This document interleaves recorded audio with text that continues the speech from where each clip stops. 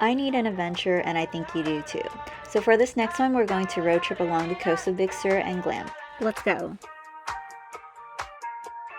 We start our day at 7 and it's almost 8 in the morning by the time we finish loading up the car and head off. After a good drive, we stop at High Street Deli for some sandwiches. I may look unimpressed here, but my body is doing the happy wiggles. The roast beef and the pastrami did not disappoint.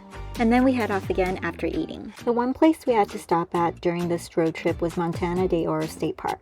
It's an easy walk through the bluff trail, and my boyfriend had the fun idea of bringing his electric scooter.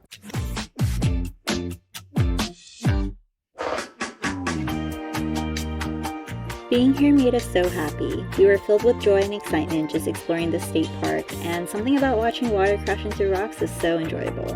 Just look at this beautiful coastline.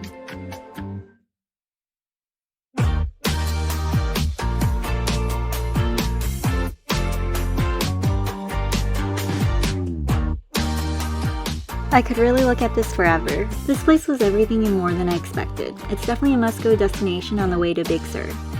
As we go more north, we stop to see elephant seals lazing around for a bit. We didn't end up staying long because they weren't really active, but they were cute. And the theme of this trip is that every time we see a beautiful view, we pull over to park so we can soak it all in.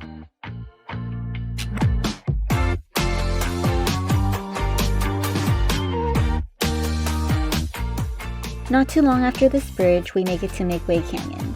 There's a $10 entrance fee per car if you want to park inside, which we did. And the walk is short and really easy before getting to this tunnel with a light at the end that will lead you to McWay Falls. And here's us trying to make it look like we're catching the water as a last shot, but I'm obviously failing and resort to pinching. Let's just move on. So we finally get to our cabin at Glen Oaks Big Sur. Once we parked, we actually try to open someone else's cabin before finding ours. This little cabin nestled in nature is super clean and I love that. It has a much needed bed, shower, and toilet of course.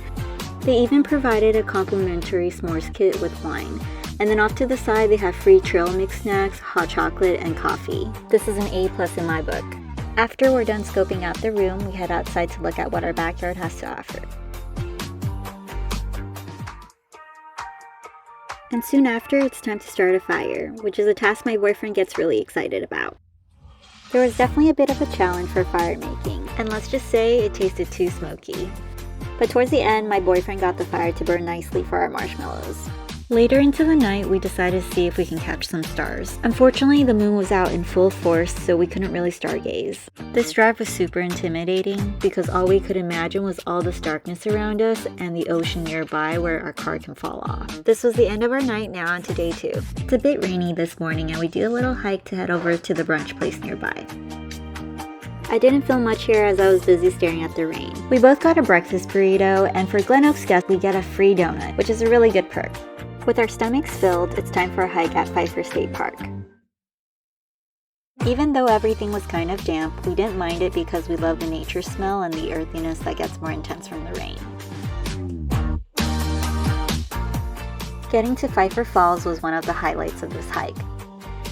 But the river path I saw online was what I was looking forward to the most. We managed to find it after asking a park ranger for help. Now this was really cool walking on it, but I feared getting wet socks or anything. There was actually this little girl who was having the time of her life sitting in the water swirling her hand. We take a break back at our cabin before popping on over to Pfeiffer Beach. Going there was basically driving on one narrow road through private property before it opens up to a parking lot. The rain started again once we actually got there, and mostly everyone left except for us. While I have really bad intrusive thoughts about slipping and falling on those rocks, my boyfriend doesn't, so he goes up close to see those tide pools. But the main star of this place for why we even came here was to see this keyhole arch. I was a popsicle by the time we were done, but we warmed up with hot chocolate at the cabin. And then it was time to have dinner. This time around, we upgraded our food and our tools. We had these small wooden skewers, but with this metal one, it was a game changer. Now we can heat up the hot dogs at a safe distance. After the amazing instant ramen with hot dogs in this cold weather, it was time for s'mores. We basically spent the whole time eating and talking until dark, and if that's not a good time, I don't know what is. And as we are still sitting here, we're already talking about the next time we're going to come back. We end the night already showered up, and for our last night, we were able to do some stargazing with this patch of opening between the trees to see clear skies. Our last morning begins with going to Bixby Bridge. Truthfully, this iconic bridge wasn't as grand as people made it to be, but maybe we weren't at the best spot. I'm glad we still made a stop here though. Soon after, we meet up with our 2 friends to go on the 17-mile drive at Pfeiffer Beach.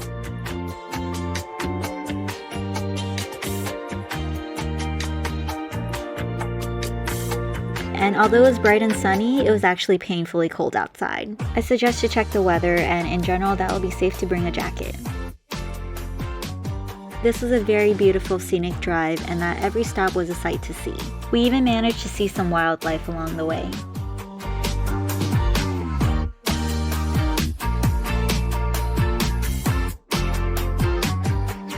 It took us about 2 hours to go through this drive, including all the time we stayed to watch and take pictures. We had a lot of fun, and we definitely recommend coming here. It was a bit sad that our trip was ending, but we took the long way home along the coast one more time and got to enjoy it a bit longer.